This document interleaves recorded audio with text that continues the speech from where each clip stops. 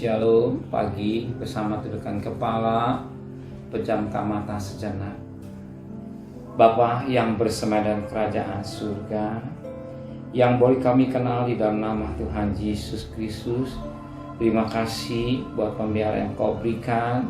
Terima kasih buat perpanjangan umur. Maka sebelum kami mengadakan akses lain, kami mengadakan mesbah keluarga, mesbah pribadi, kami mulai naikkan pujian penyembahan. Dan kami rindu untuk mendengarkan renungan firman-Mu.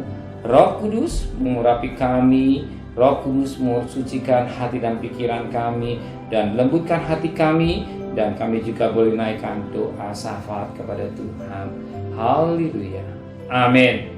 Shalom pagi.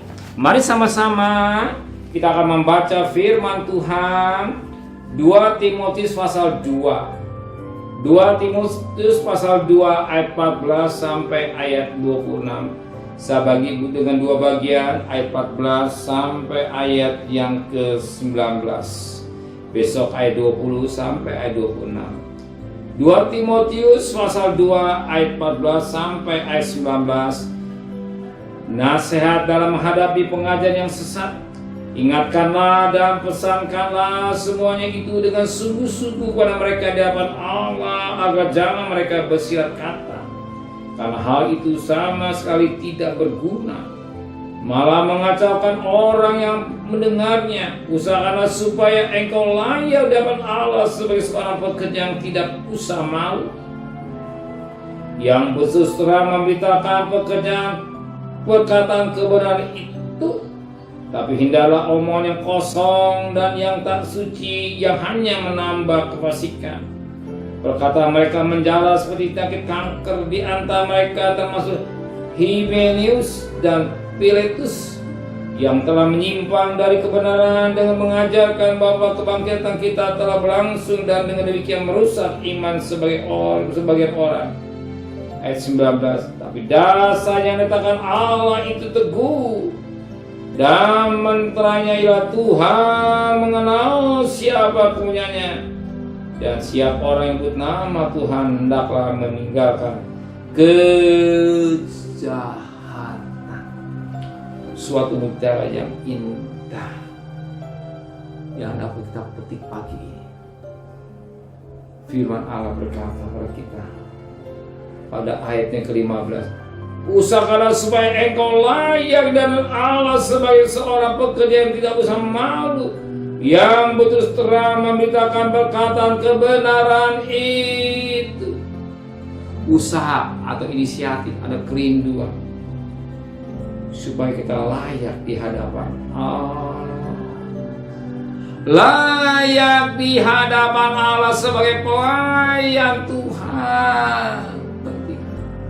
Ada dua pihak, pelayan iblis atau pelayan Tuhan. Hamba dosa atau hamba Tuhan. Otomatis kita hamba Tuhan. Bisa berdiri layak. Kenapa layak? Sebab Alkitab menulis pada ayat 19, tetapi dasar yang diletakkan Allah teguh menterai ialah Tuhan mengenal siapa kepunyaannya, dan setiap orang yang menyebut nama Tuhan hendaklah meninggalkan kejahatan. Kita pati kepada B. Tuhan, setiap orang berseru yang nama Tuhan hendaklah meninggalkan kejahatan. Kalau saudara penuh nama Yesus, nama Tuhan, tinggalkan dosa, tinggalkan permain-main dosa, tinggalkan kejahatan. Bahkan sampai angan-angan kita harus bersih, apalagi perbuatan. Di pikiran kita harus bersih. Kalau kita bermain-main dosa atau dari kejahatan, nanti kita tanggung akibatnya. Alkitab sudah berkata dalam Galatia 6 ayat 7, apa kita tahu akan tuai, kita mengenal satu pribadi yang diurapi Tuhan. Daud yang memberi kesempatan pikiran dia buat jahat, buat dosa, dia zina isi orang namanya Betseba atau Uria suaminya. Dia bunuh Uria. Tapi akhir hidupnya dia lihat apa yang terjadi. Di akhir hidupnya Daud mengalami hidup yang menderita. Kenapa? Anaknya Absalom memberontak. Anak Absalom menzinai istri karena dosa. Betapa penting kita menjaga kesucian hidup dengan baik.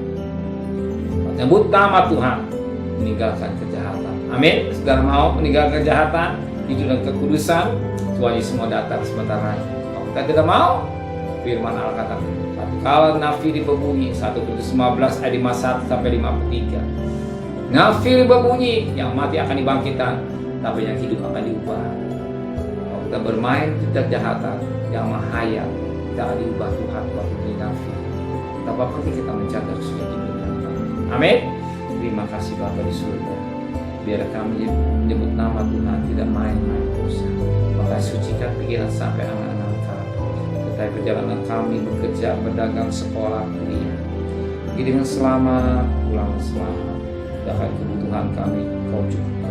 Bapak Presiden, Wakil Presiden, para Menteri, para Gubernur, para Bupati, para Wali Kota, para Camat, para Lurah, para RW, para RT, para medis, para lembaga Polri, berikan mereka takut kepada Tuhan dan kekasih. Terimalah berkat nikmat dari Allah Bapa, cinta kasih sayang dari Tuhan Yesus Kristus, dan berkat Roh Kudus menyertai saudara mulai hari ini sampai Maranatha Tuhan Yesus datang.